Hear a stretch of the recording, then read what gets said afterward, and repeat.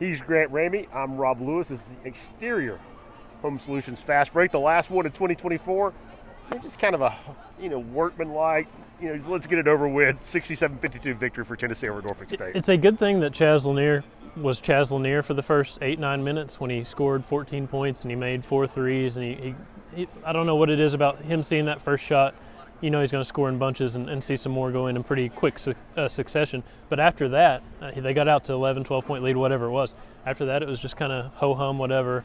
A little bit of a New Year's Eve snoozer, but you know what? You're 13-0. There wasn't very many nervous moments after that first 10 minutes, and you just kind of handled business. Yeah, I make absolutely nothing out of a game that was tipped off at 3 p.m. on Tuesday. On a Tuesday on New Year's Eve after an 8-day layoff. First day back after Christmas break. I don't know if a lot of people get it. It's the first time these kids have been home in months. Right. Or whether home, maybe not home for somebody like Wherever Igor Milichik, but away from Rick Barnes for months.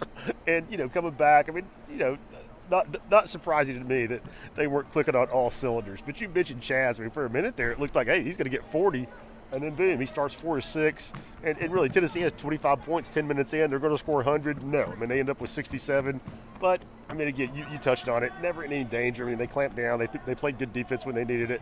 Biggest surprise to me, Tennessee was out-rebounded 33-31 and outscored in the paint. 28-26. Not by a huge margin, but the fact that it was that at all was surprising. It feels like a good time for that to happen, too, because somebody like Rick Barnes is going to use that to his advantage with Arkansas coming here on Saturday to start an SEC play that's a whole new season, a whole new level of intensity, all that stuff.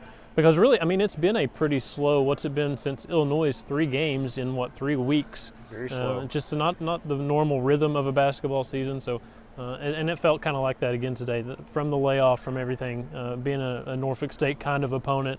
But you know what? You're 13-0. Yeah, and just you're not being pushed. Again, I don't know if people get it. It's hard to be on a razor's edge when you're playing MTSU. Right. You go home for Christmas, you come back, you play a team that you're favored by 30 over. It's human nature. But now the gears are getting ready to shift. And what everybody has been wondering about it, talking about it, Tennessee's depth. Today. Cam Carr's not been part of things, but now this is your roster. Right. And, if that's the roster, then it's some interesting minute distribution today with Darlingstone and Bishop. And that's what we talked with Justin Gainey about yesterday morning before practice. Like, are you comfortable with the numbers, or do you adjust minutes in practice? Do you adjust minutes in games to try to keep these guys fresh for the next 3 months, given the grind that's getting ready to start with the SEC and how tough it is top to bottom? And really it's no. They're comfortable with what they got. They're going to handle business as usual. And Rick traditionally has not played more than an 8-man, 9-man rotation at most.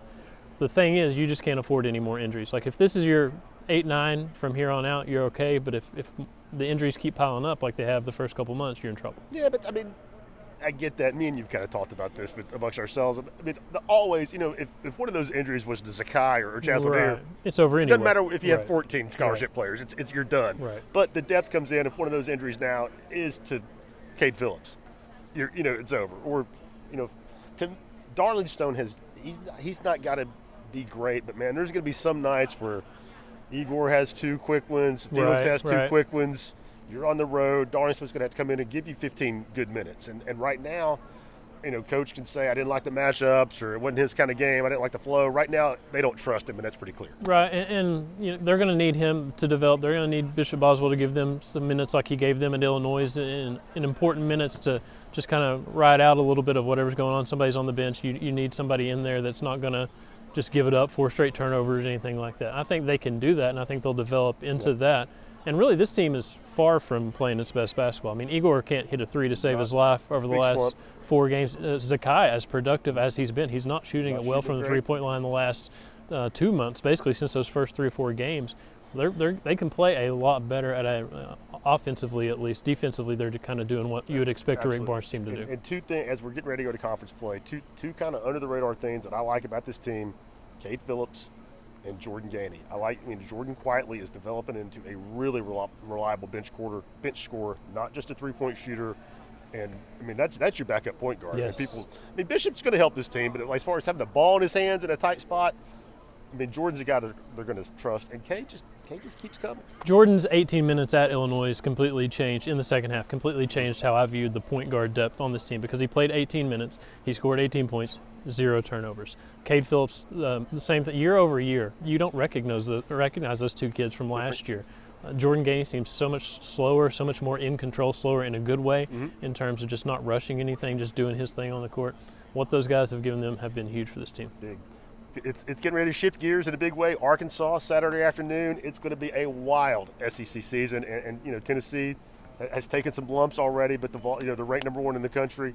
If nothing else, should be exciting. He's Grant Ramey. I'm Rob Lewis. It's 2025, ladies and gentlemen. It's here. It's been the Exterior Home Solutions Fast Break on Volquest.com.